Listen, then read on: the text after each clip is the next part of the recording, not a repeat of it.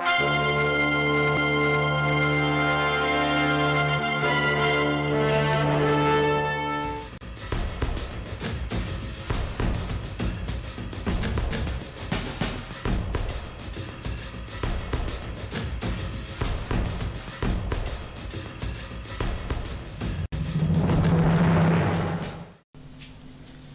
to SAT TV's news. I am Shanna Esprit, your presenter.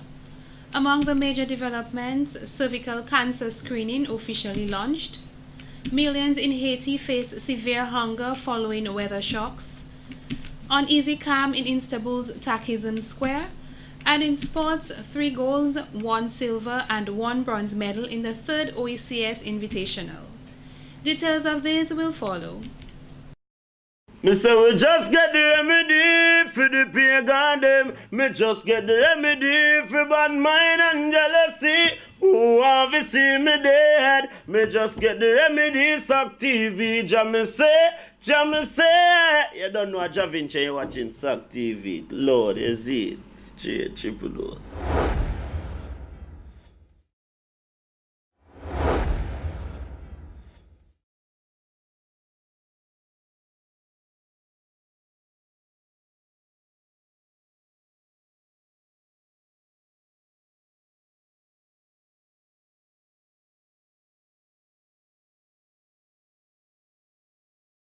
Welcome back.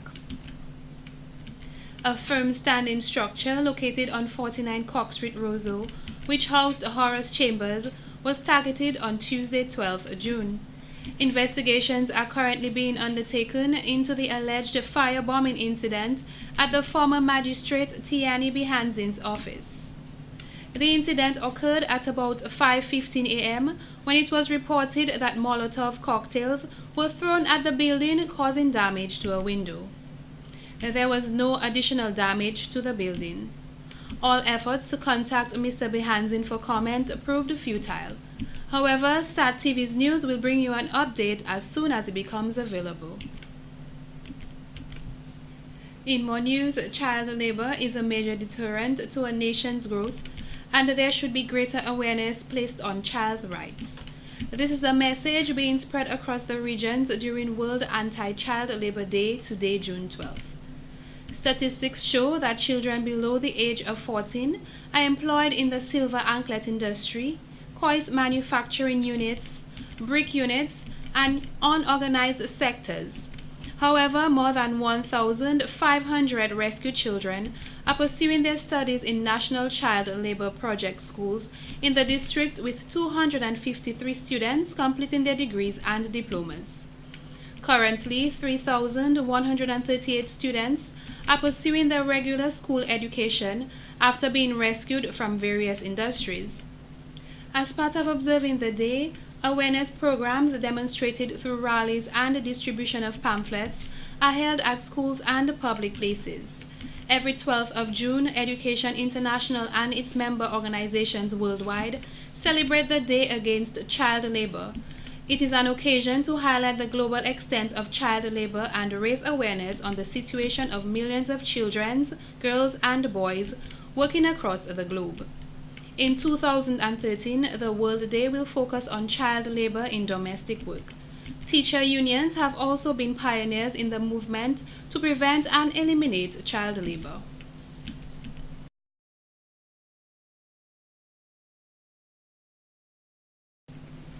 In more stories, the Agricultural Investment Unit, established in October of 2008, came about when the government of Dominica saw the need to facilitate its farmers' investments.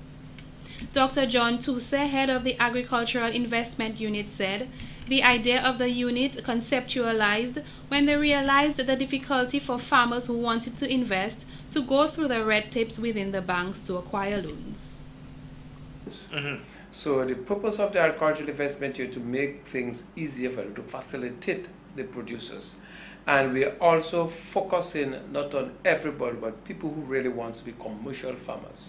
The idea is commercial farmers. The government of Dominica actually gave $2 million initial stages to the aid bank to lend to farmers at a 0% interest. And What we do, the farmers come to the unit with their project ideas, we speak to them, we go out to the field, see exactly what they want to do, let them drop in a little project proposal.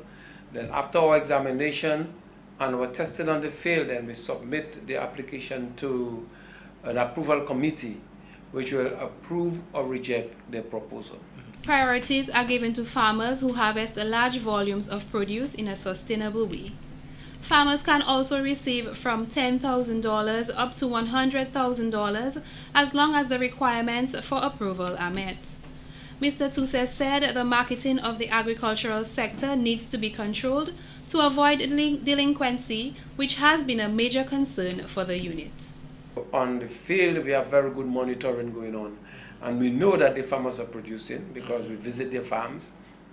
We have pictures of the farms and their production, and at the same time, the same farmers that we see with a big, say, an acre of dasheen and 2 greenhouses well cultivated, well established. You see those same farmers, they're not paying. The man who's going to fish, you know that he's getting fish because he's selling fish, but he's still not paying. And this is a problem that we have. Delinquent farmers hinder their peers from an opportunity to acquire funds when they do not meet their obligations. In regards to targeting the problem at hand, the agricultural unit has asked farmers to provide collateral before the loan is approved. Mr. Toucet further explained this process. We have tried, we called those farmers in, those delinquent farmers in. Some came, some did not come. We actually wrote to the guarantors, those who have guarantors, tried to speak to them to encourage the client to pay. They wouldn't come. The last step that we did was the minister and the PS visited all the delinquent farmers on farm. So the minister and the PS saw exactly what's going on farm. And there the minister actually refinanced for the people. A list of the delinquent farmers has been submitted to the Attorney General, who will review it and provide further instructions. In other news, Caribbean citizens are pleading with the Caribbean heads of governments to increase funding for affordable cervical cancer screening for women. Each year, approximately 31,700 women in Latin America and the Caribbean die from cervical cancer. The Caribbean is among the top 4 subregions in the world with incidences of cervical cancer and has the highest affliction of human papillomavirus in the Americas.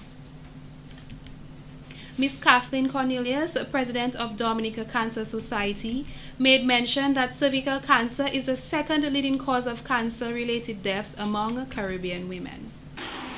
More than 95% of the cases of cervical cancers can be prevented.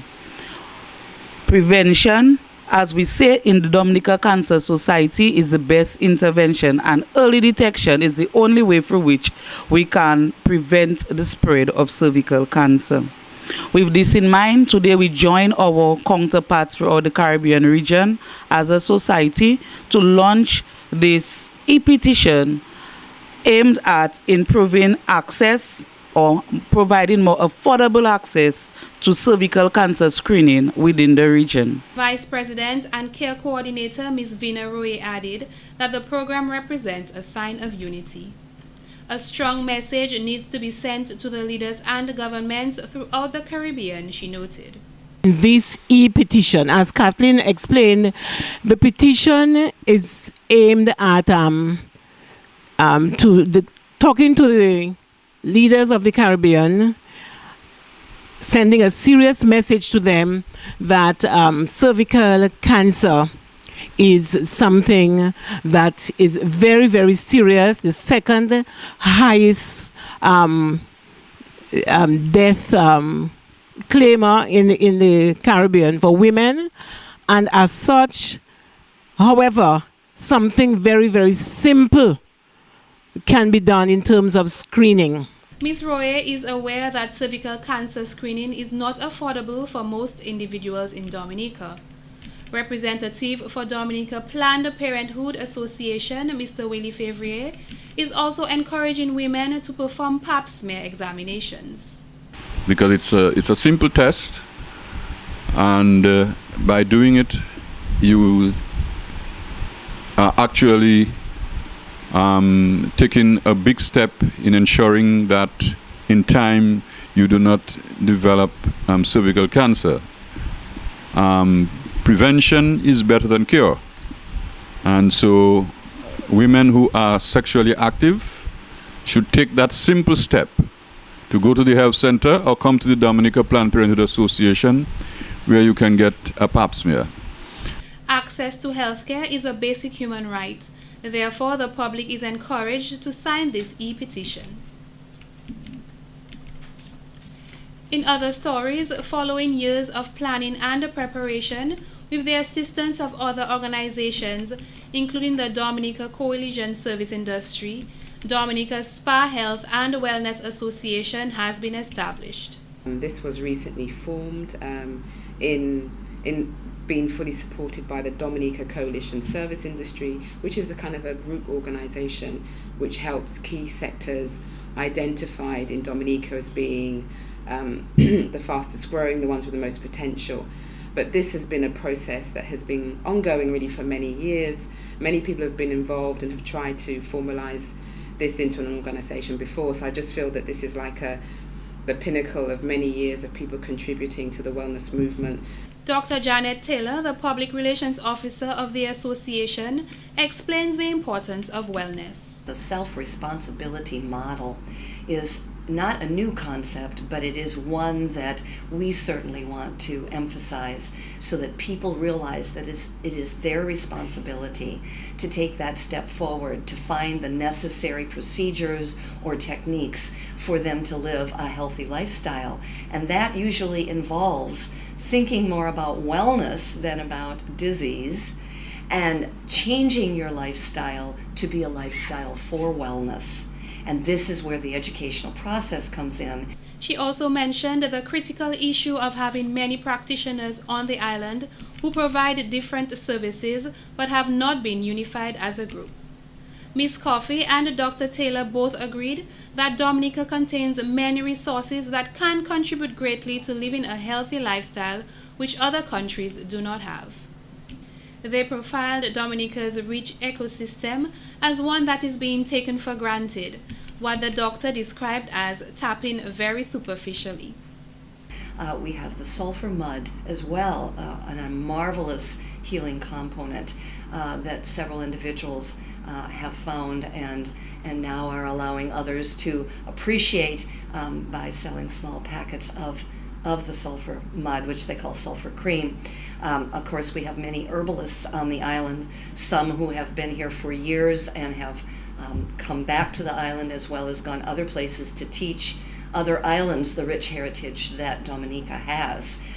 We have all of our healing waters, our hot springs, and our cold soufrières as well. We have clean air, much cleaner than many of the islands that I visited. We have a wonderful balance of the moisture and the sunshine. There's just so much richness here that needs to be accoladed. The objective of the Dominica Spa Health and Wellness Association is to help persons appreciate and showcase the diversity of the Dominican terrain and the people who serve in this area. So there are different levels of membership in DSHWA. Clearly there's one that myself and Dr. Taylor fall into, which is the practitioner. And so I say to the practitioner, you know, they're often so busy doing their work, they don't have enough time to let people know about their work. So from a basic standpoint of marketing and awareness building, you know, being part of a bigger organization means that there's a referral point so that more people can know about you, that you can also participate in events and lectures that we intend to hold over the course of the year, so they can take part in that, to meet new people, to have opportunities to network as well, and to collaborate with other practitioners. In other stories, the faith-based organization Advocates Network was officially launched on Wednesday, June 12th. This is a steering group of leaders from various church backgrounds funded by the Caribbean HIV/AIDS Alliance to raise awareness in the faith-based community. 2 training workshops have taken place thus far, training 45 advocates from 36 churches. So we taught the advocates that it's not about compromising your biblical position, it's about holding true to your values, and the values include welcoming people, loving people, reaching out to them whatever their sexual history. Now, it's my job to feed back to you what some of the responses were in the poll, and this document we're going to use in the churches so that our advocates have the right information to feed back. Individuals from different churches were quizzed on various subjects. Did you know that 18% of our respondents believe that you can get HIV from a mosquito bite? Okay, this is not true. Okay, so we need to be very clear. You cannot get HIV from being bitten by a mosquito. You can get dengue fever, of course, so don't have stagnant water by you. HIV transmission can take place when blood infected with the HIV, that's the human immunodeficiency virus, enters the bloodstream. The advocates acknowledged that by accepting the person, whatever their sexual history, does not mean you are compromising your support of the biblical position of upholding monogamous, heterosexual, and faithful marriages. We know now that 36 churches have an advocate in them, where their pastor or the priest can ask for help for somebody. Now, there's 260 congregations in Dominica, so this is only a start, and I hope that we can get funding in order to train more people from more churches, so that my ambition that every church would have somebody that they could refer people to who would know what to do can come true. And in more news, the Rotary Club of Liam Wigger successfully concluded its 2013 Talent Search competition held at the Sir Cecil Jacobs Auditorium of the Eastern Caribbean Central Bank on Thursday, June 6. The Honorable Glenn Phillip, Minister of Youth Empowerment and Sports, and Miss Clarice Cotton, Chief Education Officer, were both present at the event. Minister Phillip praised the participants for their exquisite performances and thanked their parents, guardians, and teachers for guiding them along their journey. The 2013 Talent Search Finals showcased the abilities of primary and high school partakers through dance, poetry, and vocal instrumental music. Weeks before the competition, finalists were selected via district semi-finals throughout the island. Emerging victorious in the primary school categories were Ryan Libbard of Immaculate Conception Catholic School in dance, Karima Mitchum of Cayon Primary in poetry, and Cheyenne Douglas of Violet Petty Primary School in vocal music. In the high school categories, the following students rose above their fellow competitors to win first prize: Azurdi Mills of Charles E. Mills Secondary in dance, Evelyn Phipps of Cayon High in instrumental music, and Vakiel Herbert of Charles E. Mills Secondary in vocal music. The RCL's first competition was hosted in 2005. This has been the local segment of the news. Coming up next, regional highlights.